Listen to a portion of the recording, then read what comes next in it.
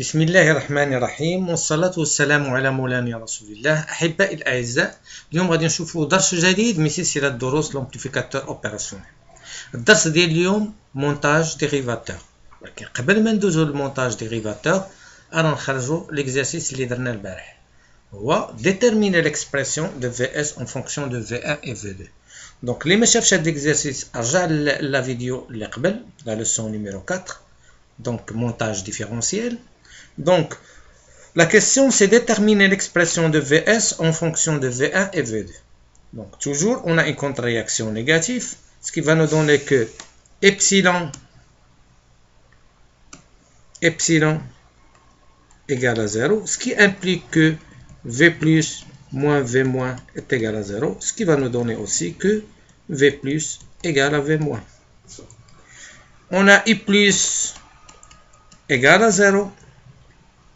Et I moins égale à 0 parce que l'impédance d'entrée de l'amplificateur opérationnel idéal tend vers l'infini. La résolution de ce problème, donc c'est facile, on va utiliser le théorème de Millman. Et on va calculer V- et V+, et puisqu'on a V- est égal à V+, on va ressortir Vs en fonction de V1 et V2. Donc, tout d'abord V-. Donc, V- c'est quoi? Donc, d'après le théorème de Millman, on a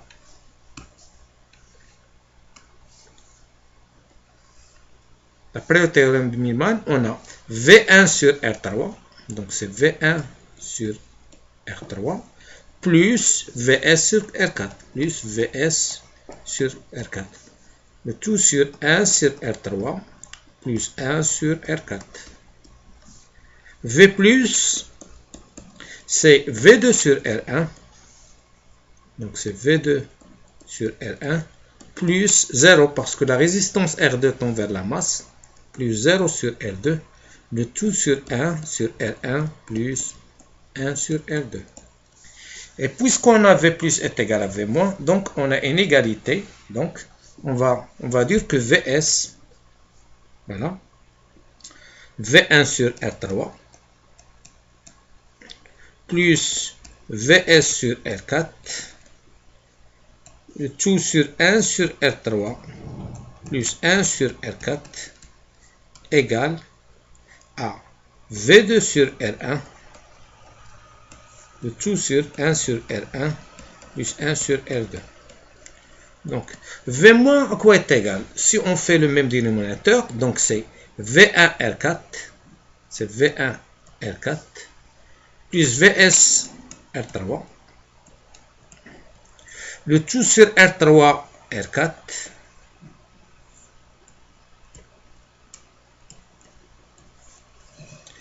sur R4 plus R3, le tout sur R3 R4. On va simplifier par R3 R4, ce qui va nous donner que V1 R4 plus Vs R3 sur R4 plus R3. Donc ici c'est V1 R4 plus Vs R3, le tout sur R3 plus R4 égale. De même pour V+, donc on a V2 sur R1, V2 sur R1, tout sur R2 plus R1 sur R1, R2. On va simplifier par R1, donc ça va nous donner R2 V2 sur R1 plus R2. Donc, il ne reste que retirer Vs. Donc, Vs R3 sur R3 plus R4 est égal à R2 V2 R1 plus R2 moins V1 R4 sur R3 plus R4. Maintenant Vs, tout simplement, Vs c'est quoi?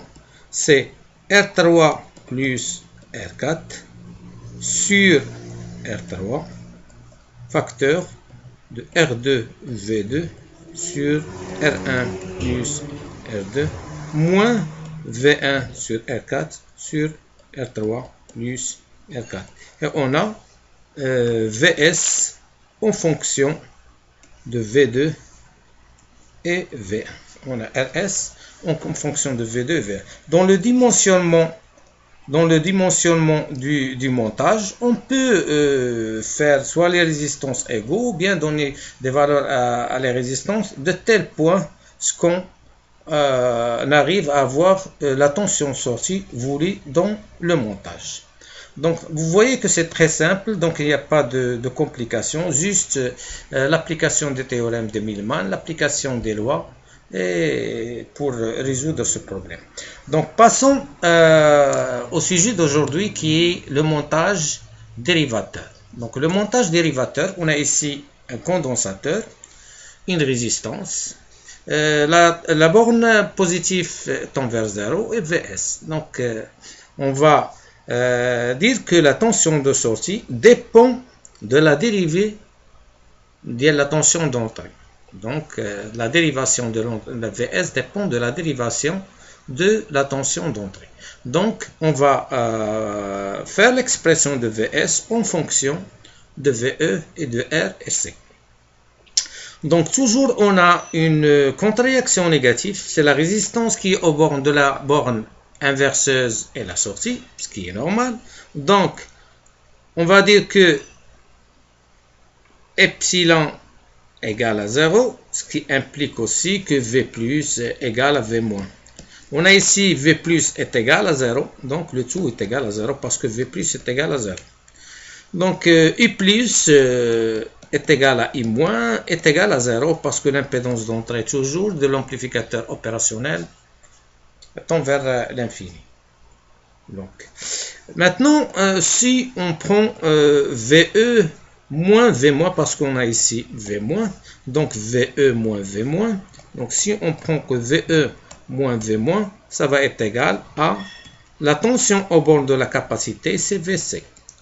Et VC, c'est quoi? C'est Q sur C. Donc déjà, V- est égal à V+, donc V- est égal à 0, donc VE, on peut dire que VE est égal à Q sur C. Ce qui implique que Q est égal à C fois VE. C'est très simple. Donc on va aborder V- moins Vs. Donc on a V- moins Vs est égal à la tension au bord de la résistance, c'est RI. Donc, V- est égal à 0. Donc, moins Vs est égal à R. Le courant, puisque I- est égal à 0, donc c'est le même courant qui va traverser le courant du condensateur, c'est le même. Donc, I, c'est quoi? Donc, on a I est égal à D de Q sur D de T. Donc, ici, moins Vs est égal à R, D de Q, sur D de T. Et tout simplement, donc, on va voir, moins Vs est égal à R, D de Q, sur D de T. On sait que Q est égal à C fois VE, donc, Vs est égal à moins RC, D de VE, sur D de T. Donc, c'est très simple. Donc, je pense qu'il n'y a pas de complications. Donc, la tension de sortie dépend de la dérivation de la tension d'entrée et aussi de la constante de temps RC. Et la constante de temps RC, c'est très important parce qu'on peut arriver à un régime de saturation. Et ça, on va vous donner quelques astuces pour éviter. On va ajouter donc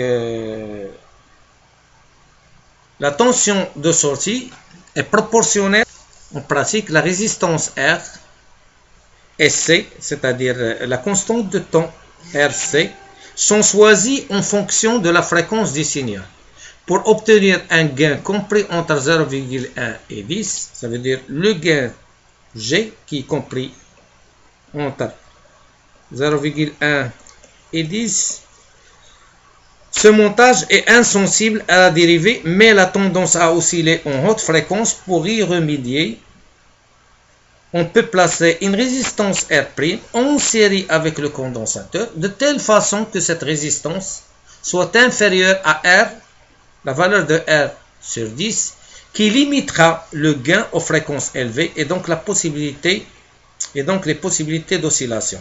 Donc c'est très important d'ajouter une résistance R', donc pour avoir un gain qui va se situer entre 0,1 et 10, parce que si on augmente la fréquence, on va arriver à la saturation de la tension de sortie. Pour voir ceci plus lisible et plus pratique, on va simuler le montage.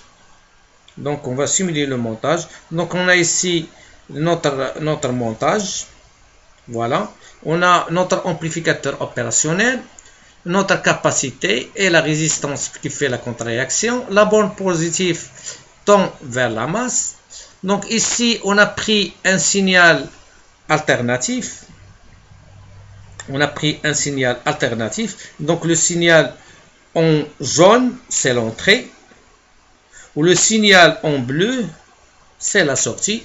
Déjà, on voit que l'intégrale de VC par rapport de la sinusoïde par rapport à VE, VS par rapport à VE, montre que la tension de sortie est en quadrature de phase avec la tension d'entrée. Elle est en retard, en quadrature de phase.